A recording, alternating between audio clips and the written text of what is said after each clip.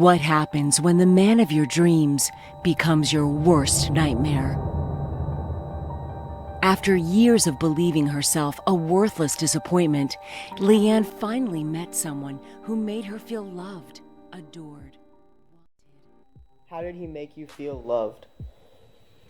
Well, I think all my life I grew up feeling like the people who loved me, if I messed up enough, they would stop loving me, or just that the love was very conditional. But with Vincent, he loved me completely, even knowing all my flaws and all my bad sides and everything. He loved me and he cherished me, and he built me up with words of affirmation, where he would say great things and tell me wonderful things about myself, and just showered me with love in the form of notes and doing things for me.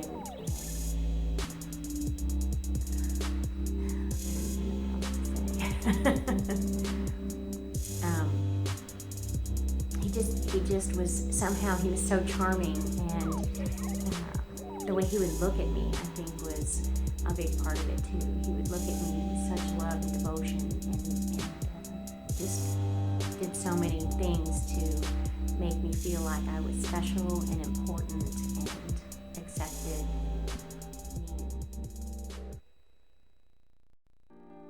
But things slowly began to change. Controlled by a husband plagued with paranoia, mental illness, and obsessive jealousy, Leigh was paralyzed with terror and unable to escape her marriage to a sociopath. She spent her days imprisoned in a cage of torment.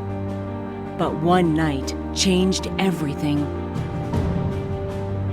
Desperate to save her life and the life of her toddler son, Leigh fought back. Charged with murder and locked away, she longed for freedom and safety with her child.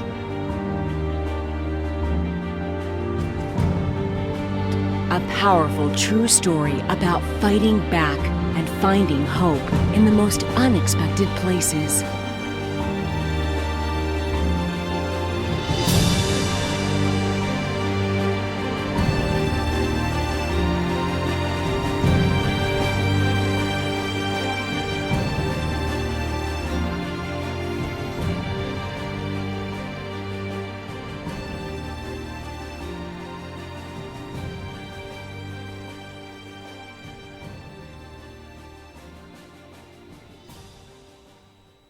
A normal day, a good day, and just a normal bad day. Well, in the beginning, there were a lot of really good days.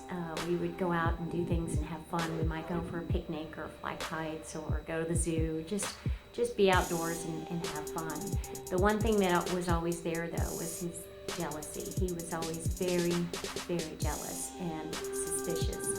And when he was jealous, that would come out in a couple of different ways. One was anger. If he thought something was going on, or if he thought a guy was flirting with me, or if he thought I was paying attention to somebody else, he would get very angry and express that anger through really verbal and emotional abuse, or he might break something, smash something, and so he would get very angry. And his jealousy also, he became very controlling with it. So it was controlling what I would do or where I'd go or who I'd be with. And so as time went on, those things got more and more, so that I was isolated from friends and family, very alone, no one to turn to. He was my whole world, and so it even got to the point where I wasn't allowed to answer the phone or answer the door, check mail. I couldn't go anywhere without his permission. He would always ask me tons and tons of questions about everything. He would follow me around, go through my things, spend hours and hours while I was at work going through all of my belongings and my closet and drawers, and even had a tap on my phone that I didn't know about. He would leave voice-activated tape recorders behind, so he would know what I was up to while he was gone. So he became very, very controlling, and I was very isolated. The emotional and verbal abuse also escalated as time went by and became physical abuse, to where he would hold me against my will or push me down and kick me, or instead of just breaking something, he would throw it at me to break it.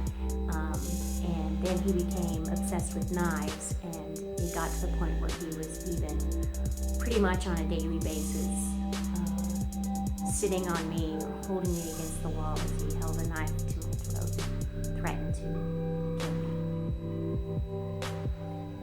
me. Just leave. Why did you stay and take everything in?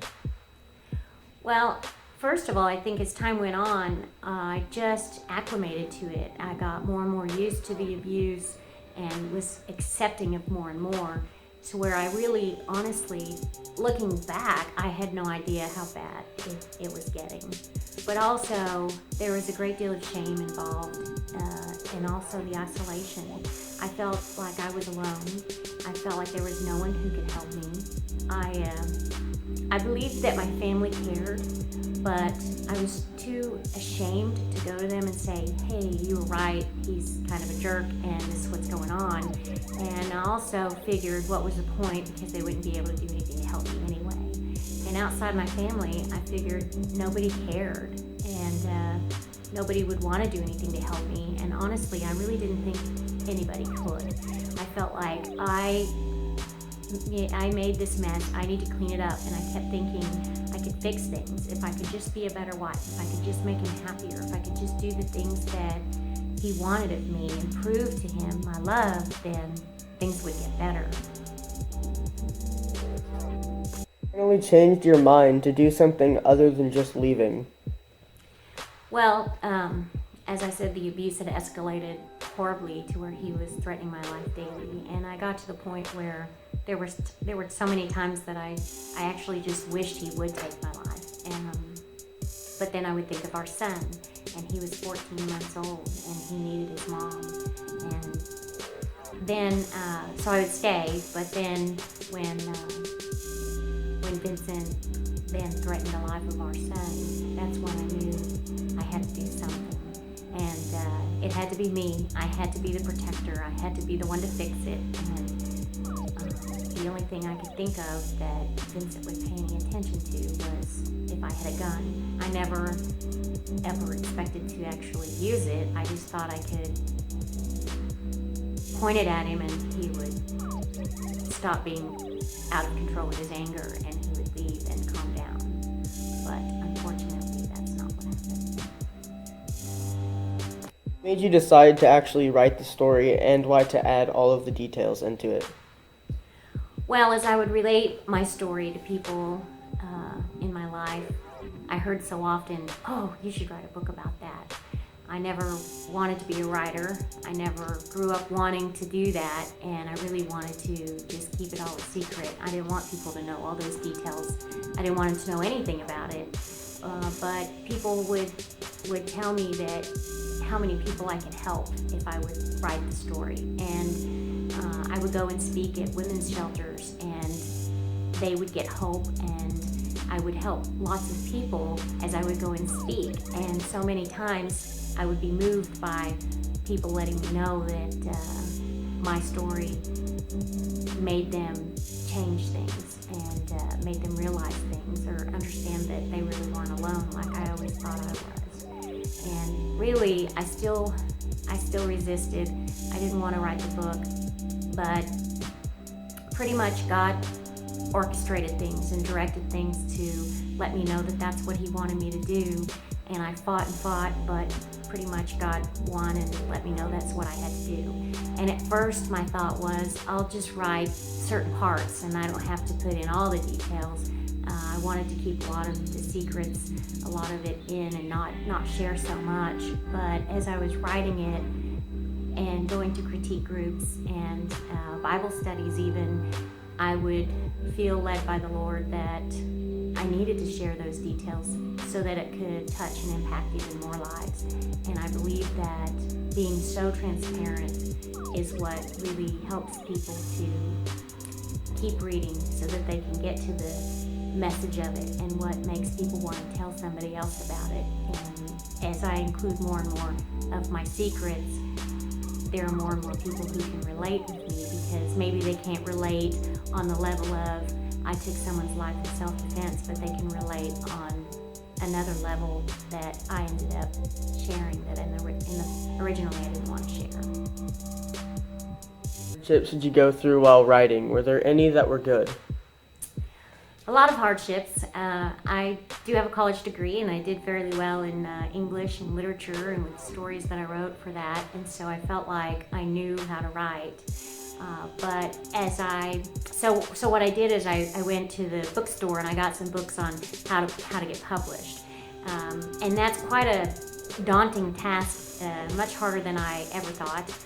It talked about writing a query letter to agents, and so I did that, and I wrote a query letter and I put some things together and I sent it out to a lot of people, and I got rejected by everyone. And so then I started trying to figure out what was going on, and I was just researching some stuff and found out about a writers conference that was coming up, and it was close, and so I decided I would go to it. And I think one of the hard things was when I went there and found out that I really didn't know anything about writing, because when you write for teachers, it's completely different than writing a book that you want people to read, a page turner, where you have to write it so that the people want to just keep turning pages and not put the book down. And so I spent several years learning to write, going to writers' conferences, going to and leading critique groups, and having other people critique your work is hard because it's your work. It feels personal, but I had to just get past that and get that really thick skin and realize that they were just trying to make me a better writer. But personally as well, I wanted to put in as much as I could when it came to feelings and what was really going on, and so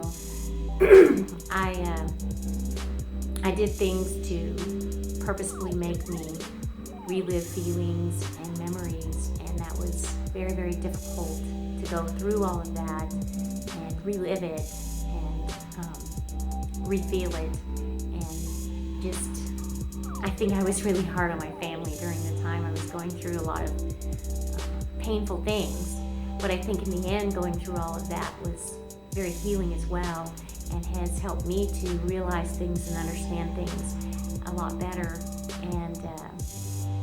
And it's been really good because I've been able to share my story with so many, and I get emails. I got another one just today from somebody who said that she learned things from reading my book that will stay with her for the rest of her life. And I get emails and texts and words and hugs and affirmations all the time from people when I speak or when they've read my book, that it really helped them, or that they knew somebody it could help and that they were going to share it. And so there's been a lot of good that's come out of it as well. Difficulties of having a real publisher instead of self-publishing. Well, when you go through royalty publishing, pretty much these days it's almost impossible to get published, to get a deal with a royalty publisher without an agent. And so you have to get an agent first. And in order to do either one of those, you have to have a query letter, and you also have to do a proposal. And wow, the proposal was about 60 pages of all sorts of information, and I had to do all sorts of research, and it took me a long, long time to put the proposal together. And so it was a lot of work to get an agent and a publisher. And then when you self-publish, obviously you don't have to do all that stuff, but you do have to come up with some money up front. But I think the quality isn't as good, and there's a lot of good reasons for going with royalty publishing if you can. The one thing though is if you self-publish, you continue to own the rights to your book, your work. But if you go through a royalty publisher, then they purchase it. But with a royalty publisher, they purchase your writing, your book, your works, and so they own it, and they get to dictate what goes in, what stays out. They choose the cover, they choose the title. Actually, rarely do the publishers keep the title that the author comes up with. But in my case, they did. They liked my title, so I actually did come up with the title in my defense. But they came up with the subtitle that goes underneath it, and they wanted me to take out a lot of things that I felt like they should be in there. They wanted me to make it shorter than I had it. I had to cut like 10,000 words out of it. So a lot of changes had to be made that I wasn't real happy with at first, but they purchased it, so I had to do what it was that they wanted, and I think it ended up